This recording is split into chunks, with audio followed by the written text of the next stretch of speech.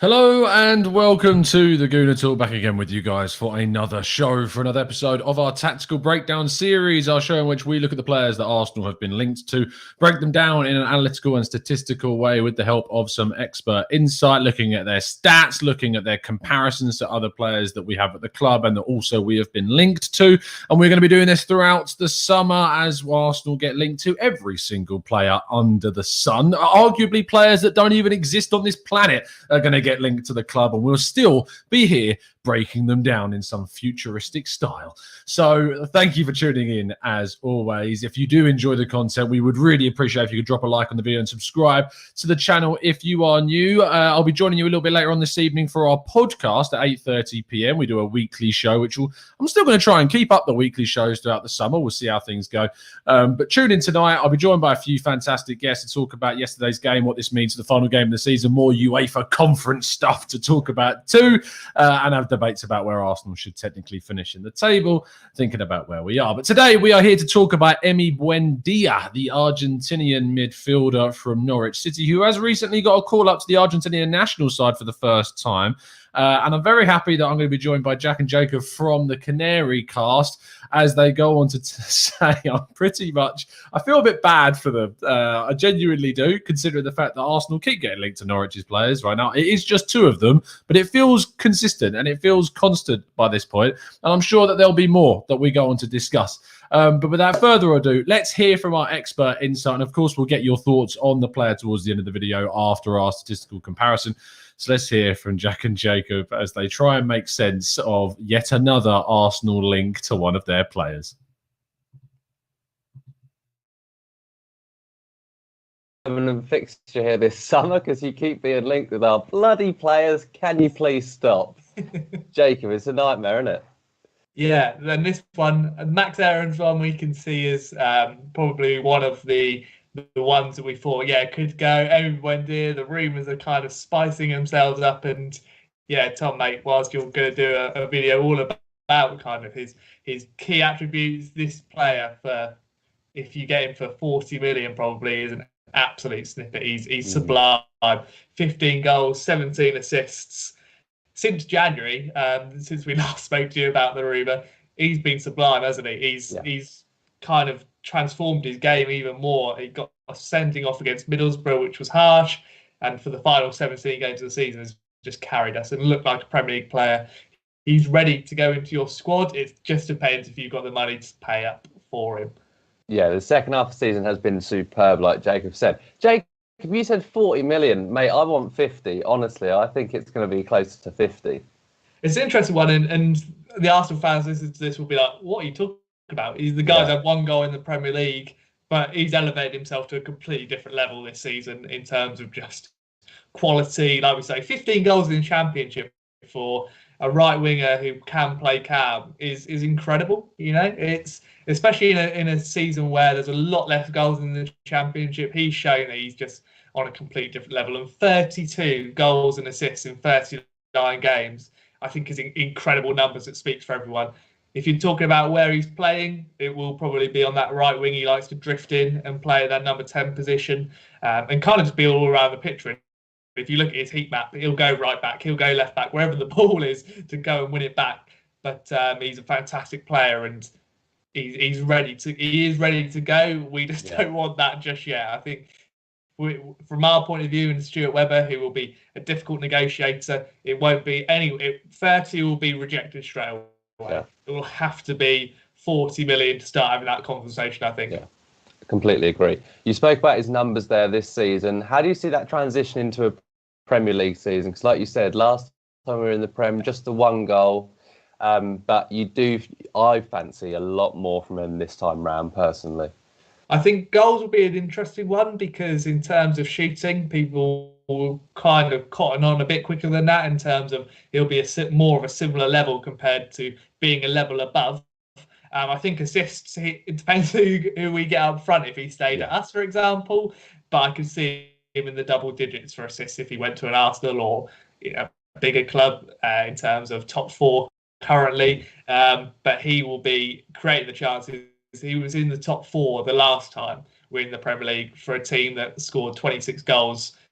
I think that kind of speaks volumes. He'll create the chances. It just depends if he stays with us, if our allows will finish them, or if Aubameyang or Lacazette, if he goes to Arsenal, finishes them. But in terms of goals, probably slightly less than 15. I'd be like probably 5 to 8. I would say would be a better improvement from him, especially from that right wing area. And then because free kicks wise, just don't let him on them. But in terms of assists, he's just a constant churning, chance creating player, really, isn't he? Yeah, absolute beast.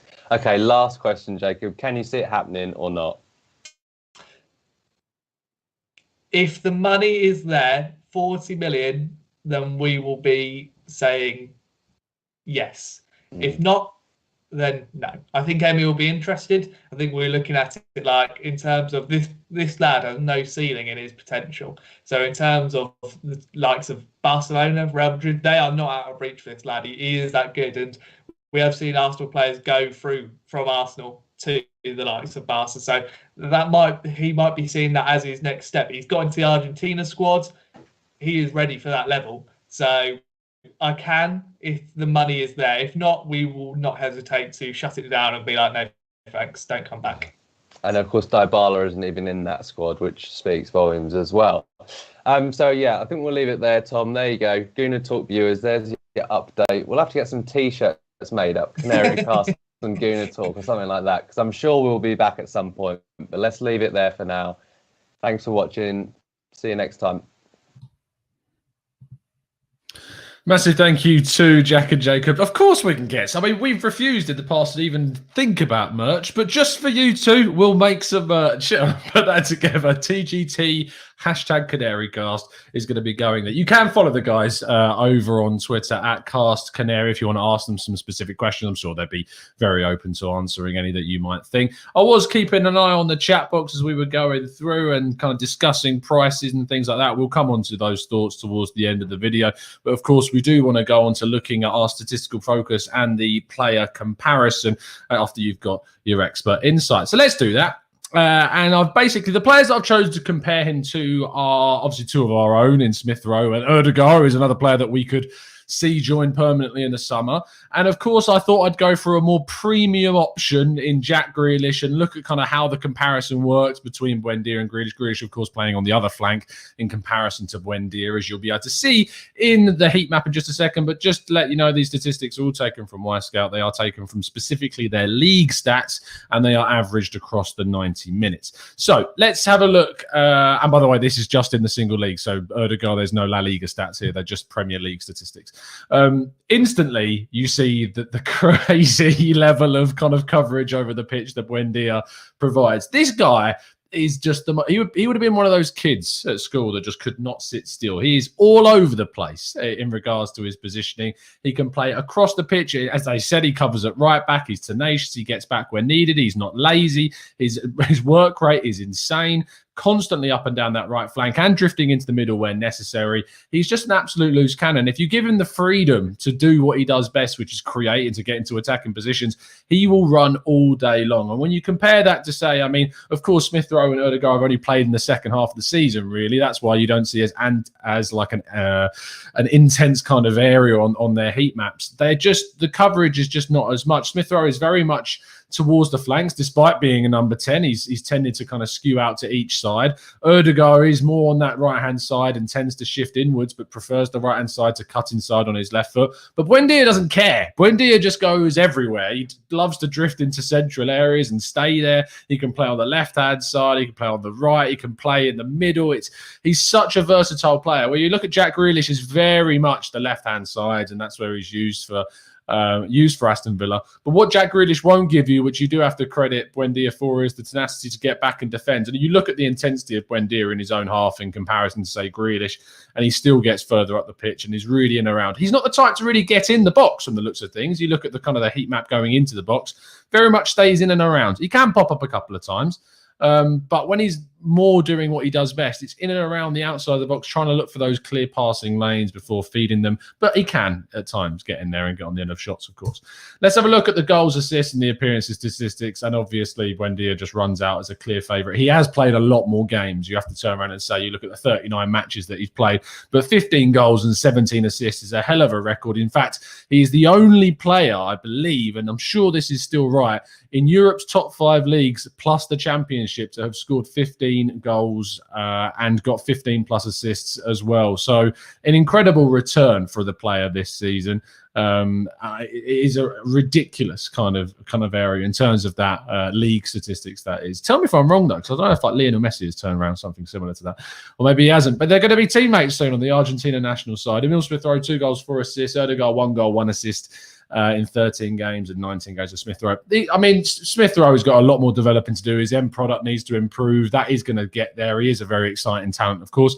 Ødegaard statistics, there is a bit where he falls down for me, is just his final product. He can do things like he did last night and get the ball into the box for Martinelli for that goal that we scored to win us the game, but that is a little bit of a worry for me. Grealish, in 25 games, he has suffered with some injury problems, whereas Buendia hasn't had to deal with that. 6 goals, 12 assists is a very good return, but it's actually when we look at kind of his on-the-ball work where he really starts to stand out.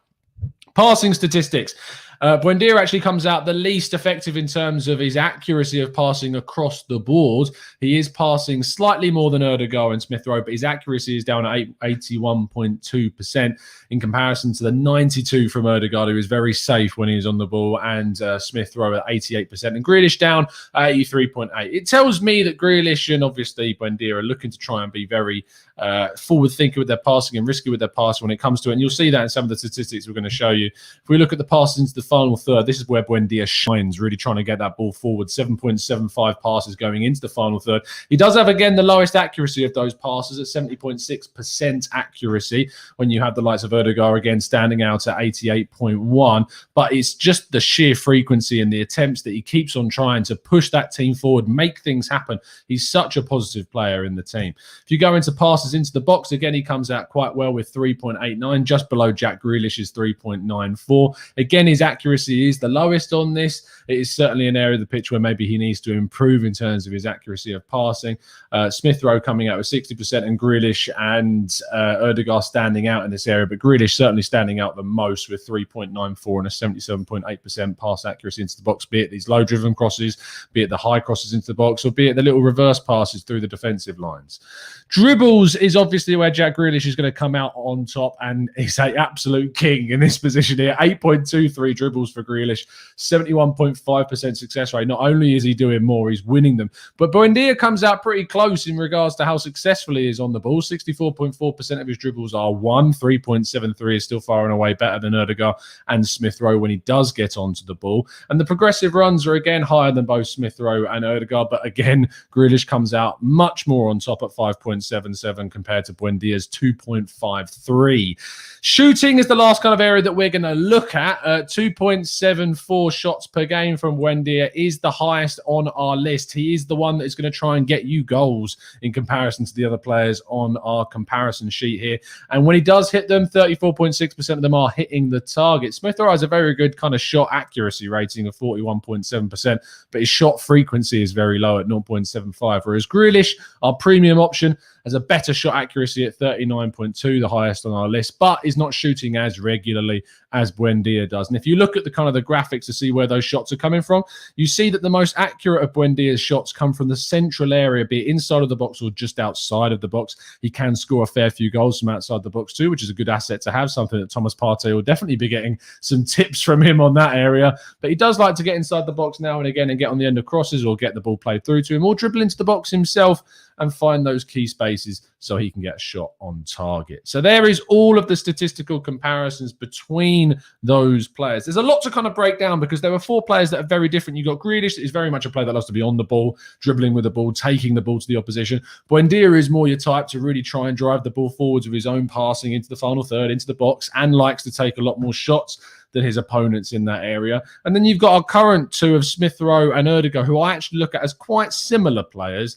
that like to let the passing do the talking and more so in that area, get the ball into the box where possible with as much accuracy as possible. And I think that probably comes down to playing the Arsenal system. When Buendia, or if it was, you know, in Dreamland, Grealish moving to Arsenal, you would probably see those statistics of the passing increase, because that'd be something that they'd be really working on. But I think Buendia would force us into a position where we are creating more shots from outside the box, creating more chances into clear goal scoring oppositions. He is just a very good player. It's as simple as that. And I think when you're looking at the ability to get him for maybe around £40 million, which I know people are scoffing at as a fee, but I genuinely believe that is probably about the right amount that you'd be looking to pay for this guy. He is going to be very hard to get, and you're going to have to stump up the money. But what it does mean is I think that if Norwich were offered the fee that they want, I don't think they'd be too resistant to that fact, and I don't think Buendia would either. He has apparently gone to the top of Arsenal's list of priorities in that area, according to Charles Watts. So take whatever that means with a pinch of salt if you feel like you need to, but it's a positive sign, in my view, that Arsenal are looking to push for this early in the transfer window. Get it done quick. Their season is over. Ours is going to be over on Sunday, and then the work gets started on changing and sorting out our squad. Let's see what you guys are saying in the chat box and what you're going to be talking about in regards to Emi Buendia. Let me scroll up and get some of your other comments. Glenn Cook says Buendia would finally feed Aubameyang's movement and play him in behind with dangerous through balls. Aubameyang and Pepe would love him if he signed. Christian says Buendia is the type of player that Leicester signs. Shrewd, not sexy, but then he performs, which is a nice way of putting it as well.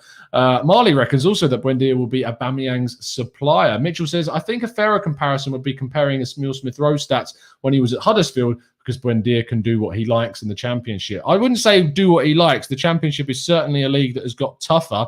If you listen to what the boys were saying in their expert and insight, there's been a lot less goals scored in this Championship season than we tend to see. And Smith-Rowe, when he was playing at Huddersfield, was in a very different role. He was a lot more kind of the number 8 position, travelling with the ball from his own half into the opposition half, whereas for Arsenal, he's played a lot more further forward, where he probably will. So I'm not sure that the Huddersfield statistics would have told us anything too great in that sense, because he does play a very different role then as he does now.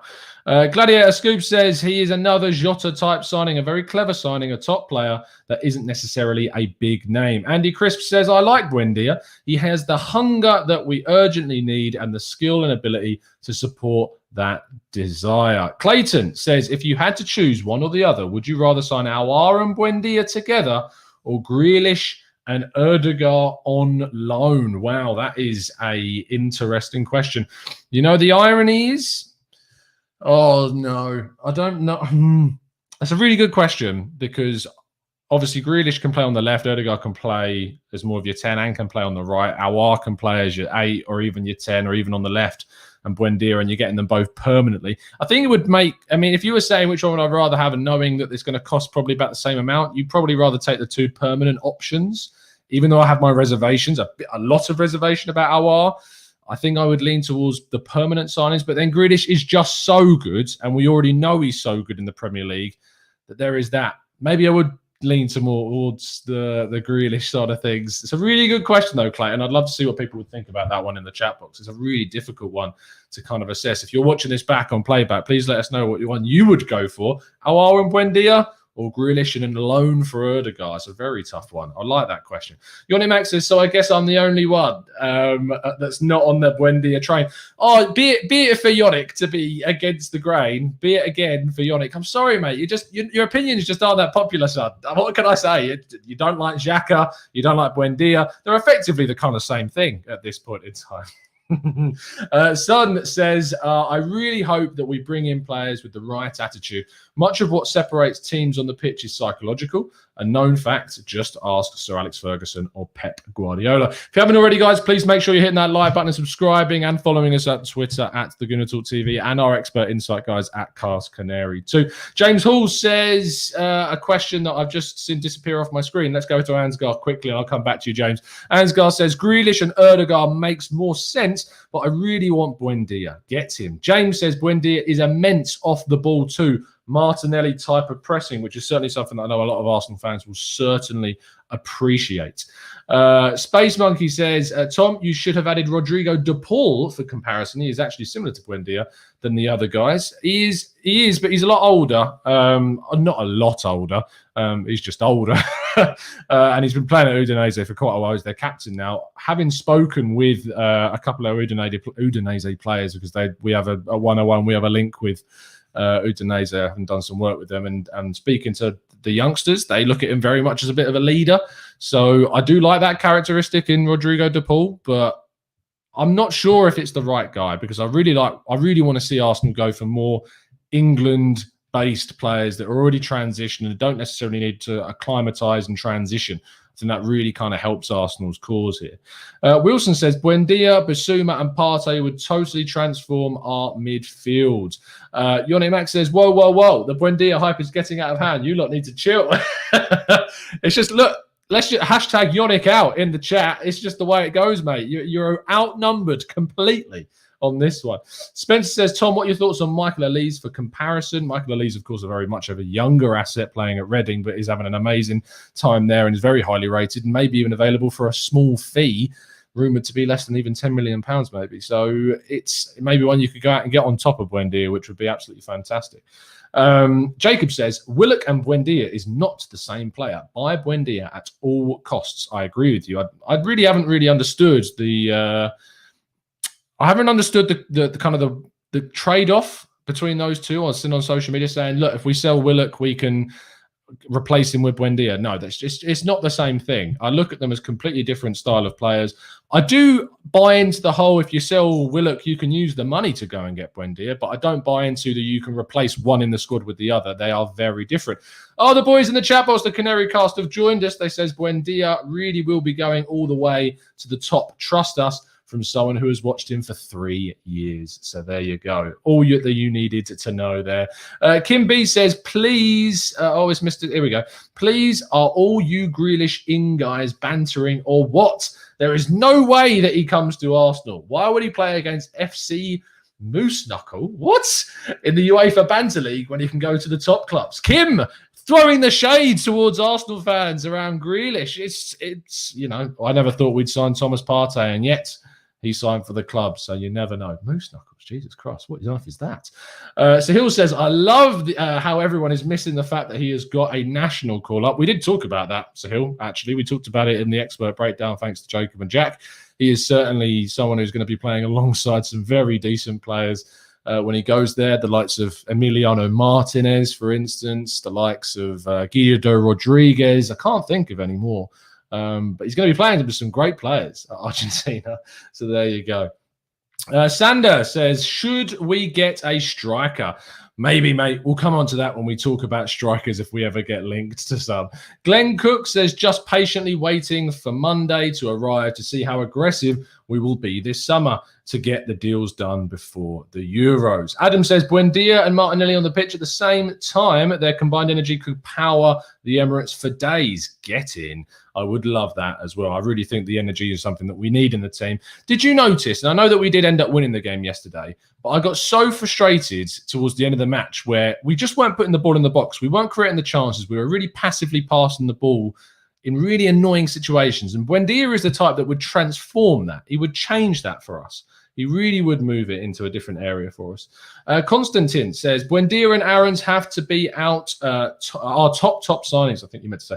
And I agree with you. I think if we went out and got those two, one, Jacob and Jack would cry. Secondly, obviously they would just improve those two positions that we need in right back and, of course, the attacking midfield / right-hand side. There is an interesting dynamic when Buendia is if you bring him in, what happens to Saka and Pepe? Because if you're playing Buendia, one of Saka, Pepe, and Emile Smith-Rowe, one of them will not be playing. That is the way it goes. The only way is if they could, is if you played some weird hybrid system whereby you played Partey as a lone six in behind Smith-Rowe and Buendia, playing effective number 8s. But I don't think that's possible. I think that is way too attacking and way too open. But you never know. Against some teams, maybe it's something that you could do. Maybe it's something you can do in the second half if you need a goal and go into that system. But you are going to have to drop one of Saka, Smith-Rowe and Pepe if you're going to try and fit Buendia into the team, which is going to be something really difficult. So I think what's good about Buendia is that he can interchange really well with someone like Smith Rowe. It's because he's so all over the place and he's so like big in regards to kind of the heat map that we saw and how much of a coverage on the pitch that he has. Smith Rowe is very similar, that he likes to get all over the pitch and interchange with the wingers and play out wide and come central, that it would be so impossible for other teams to track the movement of the forward line that it would create so many difficult scenarios for them. Anyway, there's lots to talk about. And we are going to talk about a lot more tonight on the podcast. So make sure you do tune in at 8:30 tonight, UK time. I'm going to be joined by some guests to talk about Arsenal's end-of-season chaos, the UEFA Conference League, and transfers, of course, will be very much on the agenda to have a discussion about. I will see you then. It's been an absolute pleasure to speak to you as always. Please drop a like on the video and give the guys over at Cast Canary a follow. But it's been an absolute pleasure, and I'll see you again very, very soon. And as always, up the Arsenal.